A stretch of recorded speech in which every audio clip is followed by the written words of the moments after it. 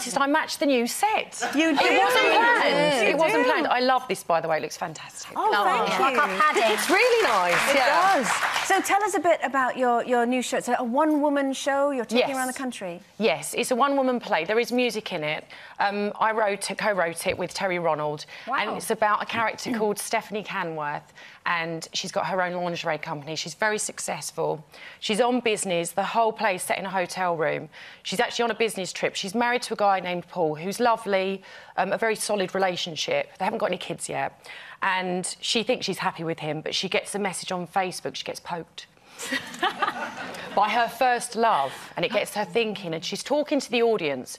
The play is very much in the sort of Shirley Valentine style, where the audience are her friends in the room with her, and she's talking to them about, reminiscing about growing up in the 80s and 90s when she dated this first love, and deciding whether or not she should meet him in the hotel because he's in town.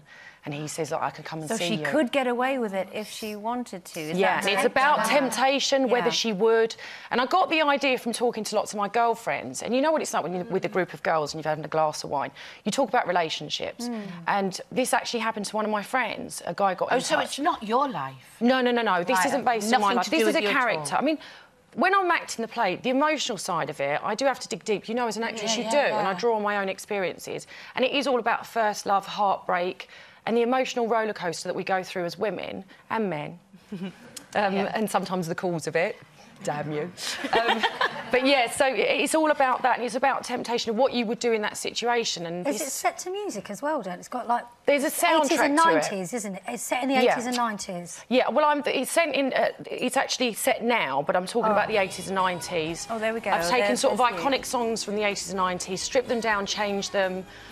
Because I wanted to... The character's called Stephanie Canworth, and I wanted it to be her mixtape of songs. Songs that are relevant to her youth growing up, you know, her first love and her experiences, her first holiday to Ibiza with a friend.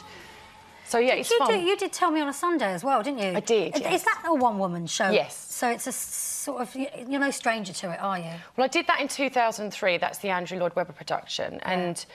yeah, I did that at the Guildford Theatre in London, in the West End. I saw you in that. You were brilliant. Oh, thank you. But this isn't similar, then? It's not. This is because this is a play. That's all set to music, because that is a musical. This isn't a musical. It's got music in it. But I loved the experience. And what I liked most about that was walking out of the stage door and, you know, as a woman, having another woman come up to you and saying that actually moved me and I could relate to that character.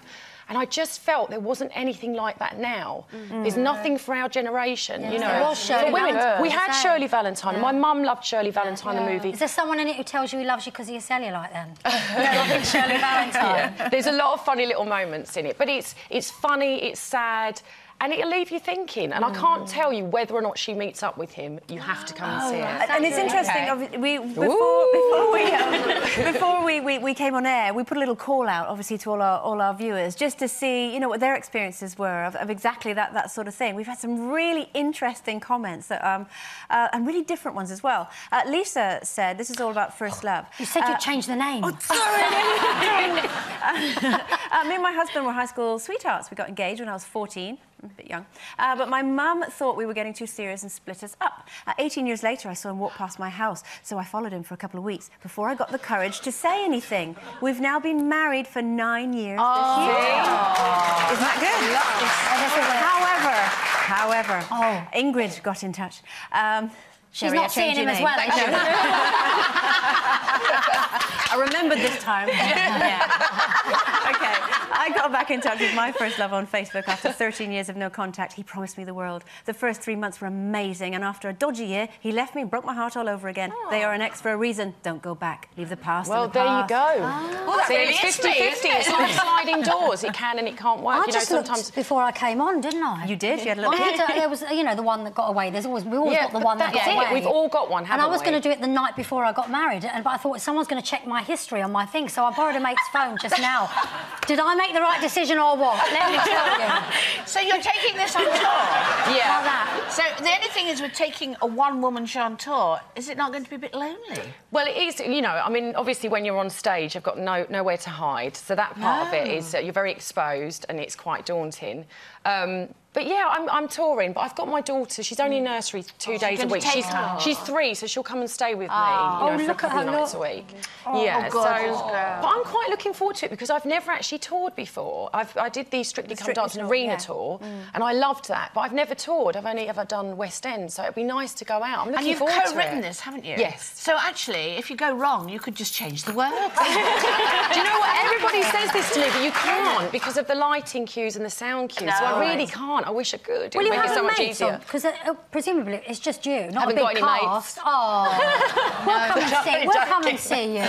Hey, and also you mentioned obviously going on the Strictly tour. There's been rumours that you're going to be getting together with some of the other girls and doing something. Yeah, is that true? Very, very excited about this. I became very close with Kimberly Walsh. We were friends before Strictly, but became close from that. It's a very bonding experience. And Cara Toynton, and we're developing something really exciting. And you can't for later this year. can you? Can't tell you too much. Only I can say we are dusting off our dancing shoes. Oh, lovely.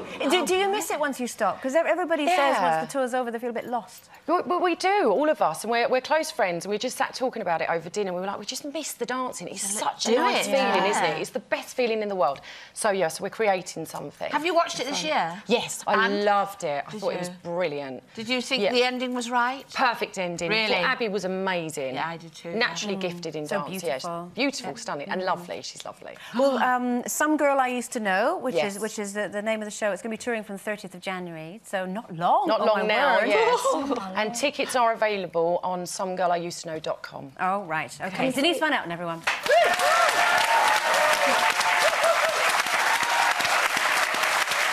All right, that is it for today, and indeed this week. It's flown by.